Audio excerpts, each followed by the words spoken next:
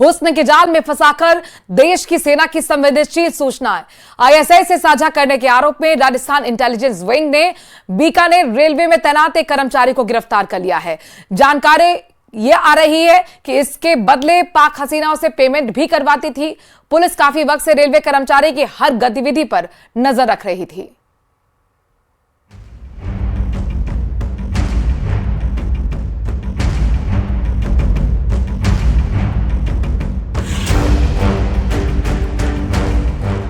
पाक हसीना ने खेला हनी ट्रैप का खेल।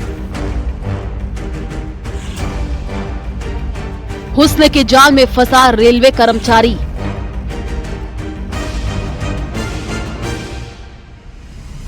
सेना से जुड़ी सूचनाएं करने लगा साझा।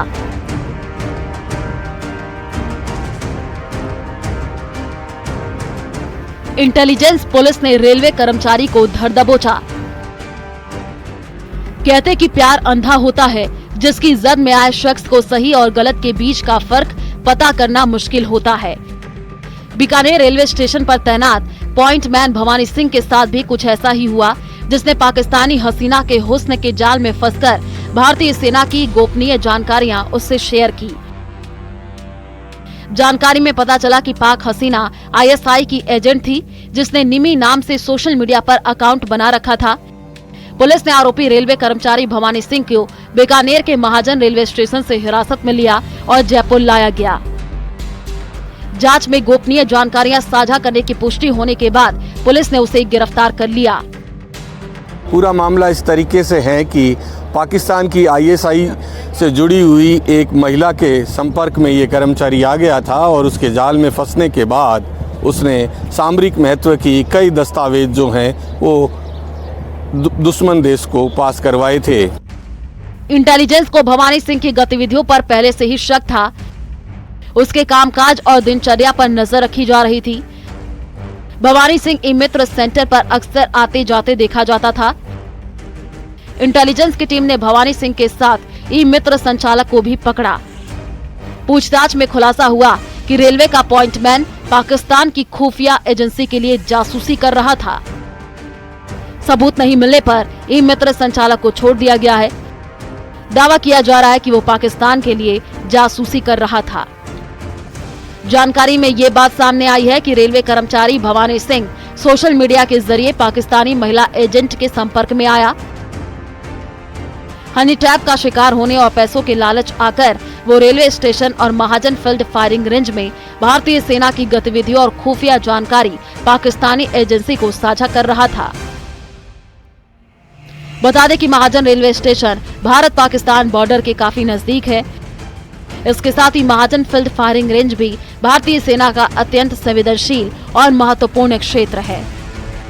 इस क्षेत्र में सैन्य कर्मियों और सेना के सभी प्रकार के सामान की आवाजाही महाजन रेलवे स्टेशन के जरिए से ही होती है। आईएसआई पहले भी इस तरह की घटनाएं करती रही है कि हनी ट्रैप के माध्यम से, चाहे वो सेना के जवान हो या ग्रामीण क्षेत्र के लोग हों, उन्हें फंसाकर हमारे देश की सेनाओं की सुरक्षा से संबंधित जानकारियां जुटाने का प्रयास करती है। लेकिन इस बड़े खुलासे के बाद एक बार फिर जो है इंटेलिजेंस की टीमों ने यह सिद्ध कर दिया है कि दुश्मन देश कितनी भी नाकाब साजिश करे, लेकिन भारत की जो सुरक्षा एजेंसियां हैं वो उस पर पूरी नज़र बनाए हुए है। बीकानेर से न्यूज़ 18 के लिए विक्रम जागरवाल। और आईआईटी बाबा से जुड़ी बड़ी खबर राजधानी जयपुर से आ रही है। आईआईटी बाबा का बड़ा बयान आया है। कह रहे हैं कि जयपुर में परेशानी ही परेशानी है। 100 से ज्यादा केस फाइल करने हैं मेरे खिलाफ। जितने कोर्ट हैं उसमें केस फाइल करेंगे। भारत ऑस्ट्रेलिया मैच पर भविष्यवाणी पर अभय सिंह यानी कि आईआईटी बाबा चुप रहे थे। सेमीफाइनल देखेंगे किसके साथ है? आज इंडिया ऑस्ट्रेलिया का बाबा मैच है। क्या ऑस्ट्रेलिया देखेंगे।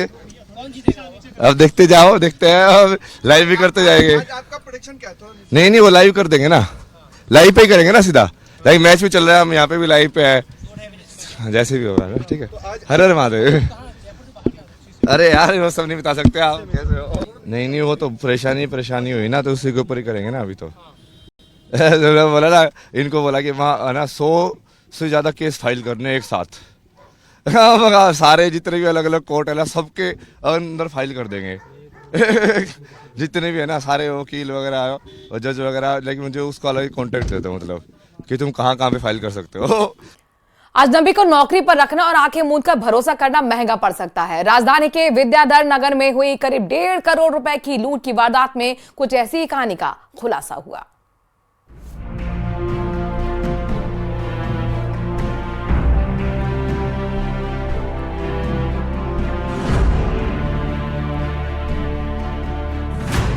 लुटेरे नौकरों से सावधान। पिंक सिटी में 1.5 करोड़ की लूट। घरेलू नौकरों ने मालकिन को बंधक बनाकर लूटा। महंगा पड़ा अजनबी नौकर पर भरोसा करना। नौकरों का नहीं करवाया था पुलिस वेरिफिकेशन।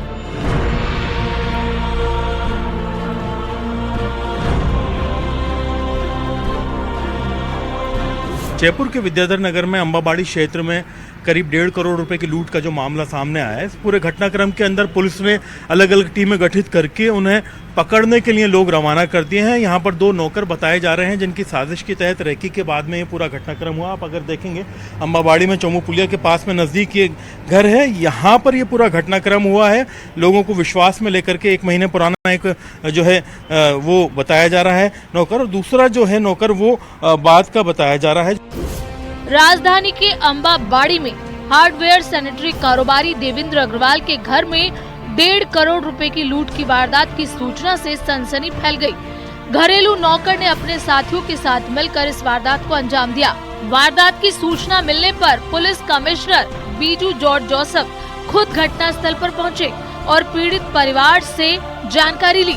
जानकारी के मुताबिक वारदात के वक्त पीड़ित ज्योति अग्रवाल घर पर अकेली थी और शाम को पूजा करने बैठी थी। तभी नौकर और उसके 2 साथियों ने इस पर हमला कर दिया और बंधक बनाकर वारदात को अंजाम दिया। ज्योति अग्रवाल ने विरोध किया तो आरोपियों ने उस पर चाकू से हमला कर दिया। ये 10 मिनट के अंदर अंदर घटना घटित हो गई और उस दौरान हमारे घर में पूजा होती है, तो उनको ये भी मालूम था कि हम लोग पूजा करते हैं।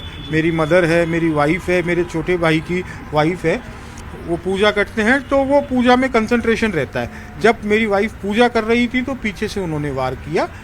उनका कंसंट्रेशन पूजा पे था, पीछे से वार किया, उनको दबोचा, उनके हाथ पैर बांध दिए, उनको चक्कू से वार किया और 10 मिनट के अंदर अंदर वो अंजाम दे के निकल गए। ये पूजा स्थल है, यहीं पर उन्हें बंधक बनाने की कोशिश की गई थी और जो लूट की गई वो जो है कहाँ की गई थी, मेन जो रूम है उसी के अंदर लूट की गई थी और उन्हीं जगह से चुराने की सामान को बता रहे हैं कि बहुत सारी चीज़ें यहाँ से चोर लेकर के गए हैं। और इसमें जो मेंबर हैं फैमिली के वो अभी बता रहे हैं कि पूरी तरह से श्रीधन था।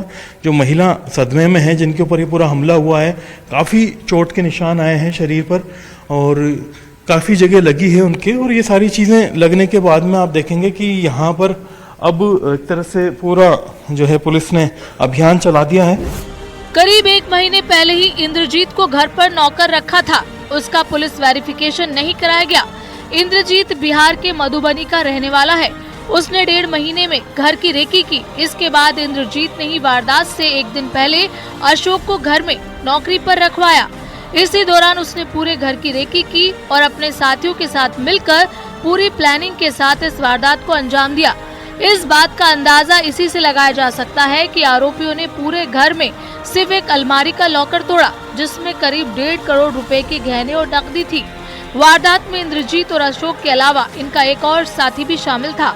आरोपियों ने महज 15 मिनट में वारदात को अंजाम दिया और ऑटो में बैठकर मौके से फरार हो गए। फिलहाल पुलिस घटनाक्रम को लेकर बारीकी से पड़ताल कर रही है और आरोपियों की सरगर्मी से तलाश की जा रही है। परिवार जो है वो ये विश्वास कर रहा है कि पुलिस जल्दी इस पूरे मामले का खुलासा करेगी, लोगों को गिरफ्तारी करेगी और इनकी जो बेशकीमती चीज़ें चोरी हुई है उन्हें बरामद करके परिवार को वापस देगी। कैमरा पर्सन अविनाश के साथ में अरबाज अहमद, न्यूज़ 18 के लिए जयपुर से। खबरों में आगे बढ़े लेकिन उससे पहले बड़ी खबर का रुख कर लेते हैं। बीकानेर से बड़ी खबर है जहां पर एसीबी का बड़ा एक्शन देखने को मिला है।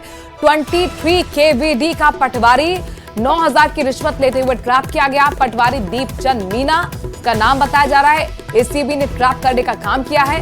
दरअसल फसल खराबे के मुआवजे के लिए रिश्वत मांग रहा था और इस दौरान उसे ट्रैप कर लिया गया। एक और रिश्वतखोर के खिलाफ ये बड़ा एक्शन एसीबी का। विजयनगर ब्लैकमेल कांड से जुड़ी बड़ी खबर अजमेर से आ रही है। प्रशासन इसको लेकर पूरी तरह से अलर्ट मोड पर आ गया है। गंज क्षेत्र में कैफे, रेस्टोरेंट्स और होटल्स का निरीक्षण किया गया है। नगर निगम सहित पुलिस का जाब्ता भी इस मौके पर मौजूद रहा। कल आपको बता दें कि अतिक्रमण हटाने की कार्रवाई की गई थी। तमाम कैफेज को नोटिस जारी किया गया था कि अगर अवैध निर्माण किया है तो उसे हटाया जाए, अपने दस्तावेज जमा किए जाए। और इसी कड़ी में आज भी इस अभियान को चलाया जा रहा है। आपको बता दें कि विजयनगर ब्लैकमेल कांड में एक कैफे सामने आया था जिसमें अवैध गतिविधियां पाई गई थी और उसे अवैध रूप से बनाया गया था। हालांकि उस पर तो बुलडोजर कार्रवाई हो चुकी है, लेकिन इससे सबक लेते हुए प्रशासन पूरी तरह से अलर्ट मोड पर है। जहां जाहिर तौर पर अजमेर के गंज क्षेत्र में अब तमाम कैफे, तमाम रेस्टोरेंट और होटल्स का अब पुलिस जाकर निरीक्षण कर रही है। तस्वीरें आपको दिखा रहे, पुलिस जाब्ते की भी तैनाती है, नगर निगम की टीम भी मौजूद है और जितने भी गंज क्षेत्र में कैफेज और रेस्टोरेंट्स पड़ते हैं, होटल्स पड़ते हैं, उनका निरीक्षण किया जा रहा है। झुंझुनू जिले के चिड़ावा पंचायत समिति में ब्लॉक परियोजना प्रबंधक रेणु कुमार को एपीओ किए जाने के मामले ने तूल पकड़ लिया है। दूसरे दिन भी बड़ी संख्या में महिलाओं ने विरोध प्रदर्शन किया। स्थिति तनावपूर्ण होने पर चिड़ावा पुलिस को मौके पर बुलाया गया। पंचायत समिति में दोनों पक्षों की महिलाएं नारेबाजी कर रही हैं। एक तरफ बीपीएम के समर्थन में महिलाएं हैं तो दूसरी तरफ उन पर आरोप लगाने वाली महिलाएं भी मौजूद हैं। तो वही मामले की जांच के लिए डीपीएम राहुल महिला भी पंचायत समिति पहुंचे और दोनों पक्षों को सुना। उन्होंने कहा कि मामले की निष्पक्ष जांच की जाएगी, जो भी दोषी होगा उस पर नियम के मुताबिक कार्रवाई होगी। जितनी भी आई हुई ना सारी एसएचजी की नॉर्मल महिलाएं हैं। कल जो महिलाएं आई उन्होंने ज्ञापन दिया, हमने कोई आपत्ति नहीं जताई, लेकिन उन्होंने सारे आरोप गलत लगाए हैं बीपीएम मैडम के ऊपर। तो और जो सीएलएफ में ना रिकॉर्ड है वो आप मंगवाओ, सीएलएफ की बैंक पासबुक है वो मंगवाओ, जहाँ से पैसे ट्रांसफर हुए हैं कुछ चीजें तो आप देखो ना। ठीक है, हर चीज का एविडेंस है, हर चीज का लिखित में एविडेंस है। जितने भी सीएलएफ के पदाधिकारी जो पहले थे ना उन्होंने और इसी मेंबर ने इतना फर्जीवाड़ा कर रखा है जिसकी कोई हद नहीं। वैसे तो स्टंट करने वालों पर पुलिस कार्रवाई करती है, लेकिन जब पुलिस की गाड़ी ही स्टंट करने लगे तो भला कार्रवाई कौन करेगा। और ऐसी एक रील इंस्टाग्राम पर वायरल हो रही है जिसमें पुलिस की 112 नंबर की गाड़ी से स्टंट किया जा रहा है। सड़क पर गाड़ी को स्टाइल में चारों तरफ घुमाया जा रहा है। हालांकि ये 112 नंबर यानी कि 112 नंबर गाड़ी कौन से जिले को अलॉट है इसकी जानकारी अब तक नहीं मिली है, लेकिन हाल ही में सरकार ने जिलों को 112 नंबर की गाड़ी अलॉट की थी जो इसी नंबर की सीरीज थी। इस वायरल रील को लेकर जब दौसा पुलिस के अधिकारियों से जानकारी ली गई तो उन्होंने इस गाड़ी को दौसा जिले की अलॉट नहीं होने की बात कही है। फिलहाल पुलिस अब हर एंगल से जांच पड़ताल कर रही है। ब्यावर के विजयनगर ब्लैकमेल कांड में अब धीरे धीरे आंदोलन का रूप लगातार ले रहा है। आरोपियों पर सख्त कार्रवाई की मांग को लेकर प्रदेश में जगह जगह विरोध प्रदर्शन हो रहे हैं। इस घटना के विरोध में भिनाय उपखंड का नागौला गांव बंद है। सड़कों पर सन्नाटा पसर रहा। भारी संख्या में ग्रामीणों ने घटना के प्रति आक्रोश जताया और मुख्यमंत्री और राज्यपाल के नाम ज्ञापन सौंपा। विजयनगर ब्लैकमेल कांड में शामिल आरोपियों को सख्त और कठोर सजा देने की मांग की जा रही है। अब तक आपको बता दें कि 3 नाबालिग समेत 13 आरोपियों को पकड़ा जा चुका है। विजयनगर ब्लैकमेल कांड के विरोध में आज संपूर्ण नागौला कस्बा को बंद रखा गया है, जो सर्व समाज, हिंदू समाज और ग्रामीणों में काफ़ी आक्रोश है, ताकि उन आक्रोश को लेकर आज ग्रामीण में मीटिंग रखी गई है और उसमें ये फैसला लिया गया है कि जब तक दोषियों को सज़ा नहीं मिलेगी तब तक ये आक्रोश जारी रहेगा। और संपूर्ण जो गांव के अंदर हमारे चाय की तड़ी है और दुकानें हैं, परचूनी दुकानें हैं, उन सबको बंद रखा गया इमरजेंसी सेवा को छोड़कर। तो वहीं ब्यावर जिले के विजयनगर में ब्लैकमेल और धर्मांतरण के विरोध में आज राजसमंद में सर्व हिंदू समाज की ओर से आक्रोशित रैली भी निकाली गई है। रैली में बड़ी संख्या में स्थानीय लोगों के साथ महिलाएं थीं, साधु संत थे। पंडित दीनदयाल उपाध्याय चौराहे से रैली शुरू हुई जो राजनगर से होते हुए कलेक्ट्रेट पहुंची। इस दौरान व्यापारी ने स्वेच्छा से अपने प्रतिष्ठान भी बंद रखे।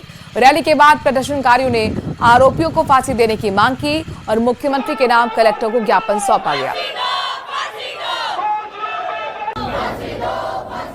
ब्यावर जिले के विजयनगर कस्बे में जिस तरीके से धर्मांतरण, स्कूली बच्चियों का यौन शोषण और वहां धर्म परिवर्तन की जो घटनाएं सामने आई थी उसको लेकर प्रदेश भर में आक्रोश व्याप्त है।